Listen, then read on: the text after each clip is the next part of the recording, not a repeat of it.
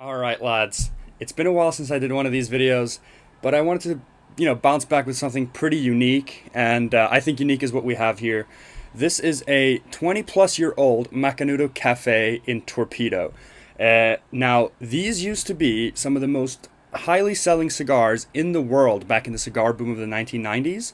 This little champ right here was actually purchased in either 1999 or the year 2000. So this was just around the time where Macanudo moved from Jamaica. Wow, this is tough to cut. There we go. From Jamaica to the Dominican, where they do their stuff right now. Um, Obviously, a storm in Jamaica was what caused them to have to move, but they were one of the world's biggest brand making cigars in Jamaica. After that huge storm, I think it was a hurricane or something, Jamaica never quite bounced back, and they still don't really make cigars in Jamaica. So this was right around the time when they moved. We can't verify, and we've really tried through a lot of sources to verify if this Macanudo is Jamaican or if this is after they moved.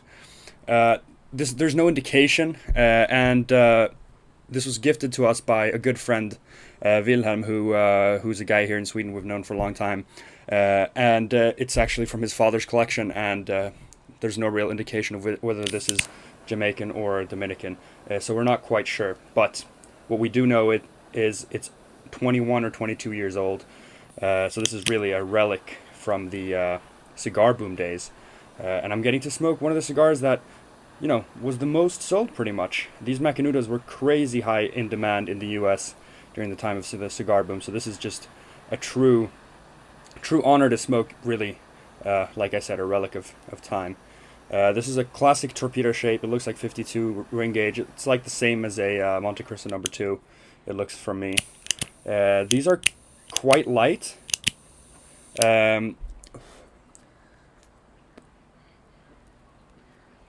I can only imagine what the years of age have done to them, because they're already meant to be quite light. From the wrapper, the smell was really, really citrusy. I've never smelt that in a cigar before. Extremely citrusy, but in a pleasant way.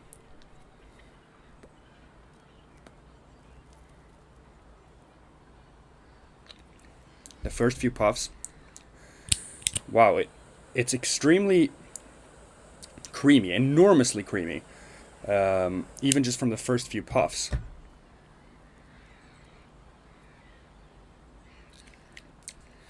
Perfect construction so far. Just getting a very even light, but it's very sweet on the lips. Very, very creamy. Not even the slightest hint of any sort of bitterness or, pepper.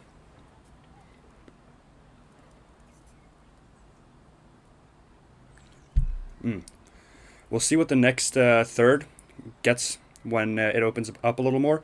But I'm excited to see what this one has in store. This is just such a cool cigar to get to smoke. So I'll be right back when I get some more notes for you. All right, so I am in the first third here, and this is quite a unique cigar. I've never had anything really quite like it. First and foremost, the construction is just ridiculously good. Like, it's completely like razor sharp, and the ash is beautiful and white. The cigar is immensely creamy, really just immensely creamy, which I'm surprised of. I really thought it would have a thinner sort of mouthfeel, a thinner sort of flavor profile, because it's just so old, right? But it's very, very, very creamy, and it is lovely for an earlier sort of in the day sort of cigar.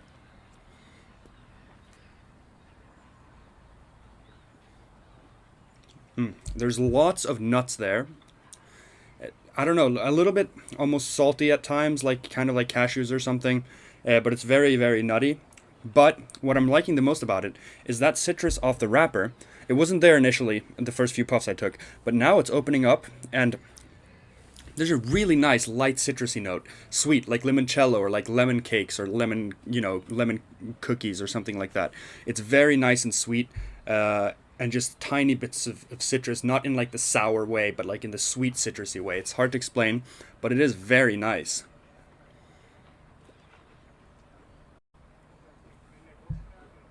It's, yeah, silky on the retrohale as well, as expected. This is just a very easy puffing cigar so far. This is like one of those sweet, simple, lovely bourbons that you can just sip really easily, almost scarily easily. It's the same with this cigar. I can just puff this. It's very casual. I mean, this is not too much depth on it. It's not too complex or anything so far. It's not really challenging me, but it's just very, very nice to sit here and puff. And I'm surprised because I was really expecting pretty much hot air or something. I was expecting quite empty flavor. I was expecting just light tobacco, thin smoke, but it's rich, it's light, because the Macanudo Café series is supposed to be light, but it's not a dead cigar because of the age, which has really surprised me. But yeah, I mean, all in all, very, very, very nice. We'll see what the rest of the cigar holds, but so far, surprisingly good. I am a bit into the second third. The ash is staying on like a true champ. It's insane, really, to be honest, how well constructed this cigar is. It has like small cracks in the wrapper, as you've probably seen already. Just because it's so old, it's been bumped around a little bit throughout the 2 decades it's been in existence. But the ash is staying on like insane. I do want to just add though, because I was talking about the sort of vagueness of if this is Jamaican or Dominican.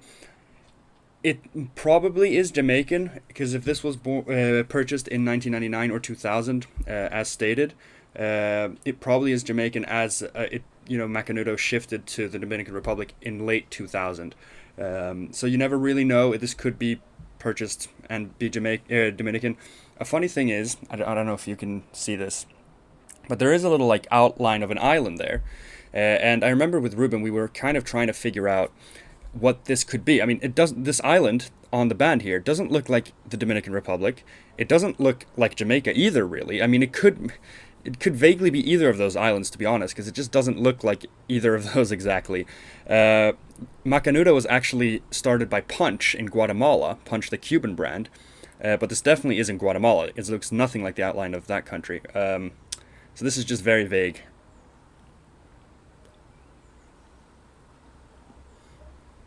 It's insane how well this ash is staying on, really. The flavors have shifted a little bit. That citrusy note has diminished a tiny bit. A little more bitterness, unfortunately, so it hasn't really developed into anything better. It's a little more bready now, a little more dark bready. And I'd say it's opened up to sort of light to medium, which I am kind of shocked with, to be honest. The Macanudos I know today, the Macanudo Café, the Macanudo Inspirado, they're already insanely light. I would have thought a cigar like this, the Macanudo Café, would be way too light to age. So 20 years, I was pretty sure before this that this would be almost tasteless. It's pretty light to medium, and the finish is solidly light to medium. It's just pretty flavorful, and I can't really get behind how it is that way. But it's a marvel in many ways, the construction and the flavor. It is decently, flavorful and nice, but it's not really that complex or anything, and the bitterness is taking a few points off. We'll see how this ends, but I'll be back to you guys in the end with my final thoughts, and maybe the ash will still be there. You never know. All right, I'm coming up towards the end of this little bugger, and yeah, I mean, it's definitely gone the way of some cigars where the first third is the best, second third is the next step, and then the final third is the worst. The bitterness kind of disappeared, but it's not unpleasant still in any shape. But just kind of like toasty Connecticut shade tobacco. Like literally, this last third has just tasted like pure tobacco. It's still very like creamy and velvety. It actually has a tiny, tiny bit of spice now in the back of the throat. But yeah, this final third just hasn't really offered anything. The first third really was the most pleasant, and the first third was nice. Like the first third was like solid, like 89-point score on if it was just that way through the whole time. But yeah, just I don't know if it's the age. I don't know if this just wasn't the best blend. Whatever. But in any case, to score this cigar, I'd say like an 84. Just not bad. It was never bad. There was a bit of bitterness in that second third, but it came quite quickly and disappeared pretty much equally quickly. So it was never bad, but it just, the first third was nice, and then the rest of the cigar was just I think too old. The cigar is just a bit too old. But you know, it is cool to smoke a true relic of the cigar boom, because this is really what people were smoking like crazy on the golf courses in the 90s. So very, very cool cigar. Thank you to Wilhelm, our great friend, for giving us the cigar. I mean, it is a piece of history, to be honest. Yeah, and always just a pleasure to smoke really aged stuff like this. But yeah, other than that, the cigar was the most probably well-constructed cigar almost I've ever smoked. The few cracks that were there, it just burned through them without, you know, I have not needed to touch my lighter a single time.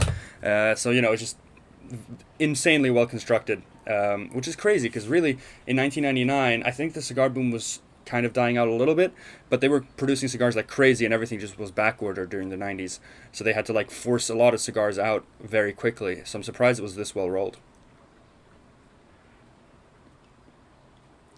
But I think that's it for me this time, lads.